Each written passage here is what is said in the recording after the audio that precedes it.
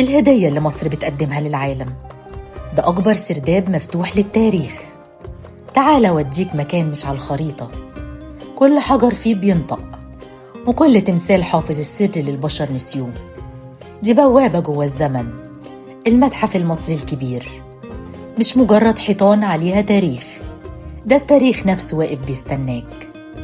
المكان على بعد 2 كيلومتر بس من الأهرامات، بيضم أكتر من 160 ألف قطعة أثرية، منها حاجات لسه ما شافهاش بشر قبل كده.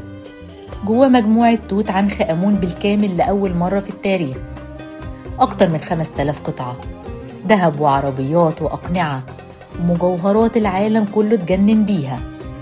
للأسف التاريخ ما سابلناش فرصة للتواضع، لكن الغرابة مش في القطع، الغريب في الإحساس اللي بيجيلك وانت جواه. القاعة الرئيسية فيها تمثال رمسيس الثاني، وزنه 83 طن، واقف في النص كأنه بيحرس المكان، بعينين شايفة حضارات قامت ووقعت ولسه بيبتسم.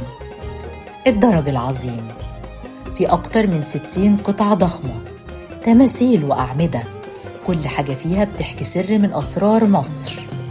ولما تطلع فوق تلاقي نفسك بتبص من نافذة ضخمة على الأهرامات، ضوء الشمس بيدخل فيها كأنه طاقة فرعونية، تنعكس على الجدران وبتخلي الحجر يلمع كأنه لسه خارج من المعبد.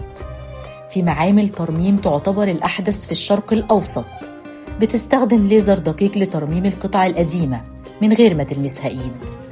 في قاعات تعليم للأطفال ومراكز بحث، كأن المكان نفسه بيحاول يورث الحضارة للأجيال الجاية. الناس بتقول إن متحف، بس الحقيقة هو مدينة للحضارة، مبني معمول على محور هرم خوفو بدقة هندسية غريبة، كأن الفراعنة نفسهم رسموا المكان قبل آلاف السنين. ولما تخرج تحس إنك سبت هناك جزء منك، مش لأنك شفت تماثيل، لأنك شفت الحقيقة، إن الحضارة لسه عايشة ولسه بتناديك.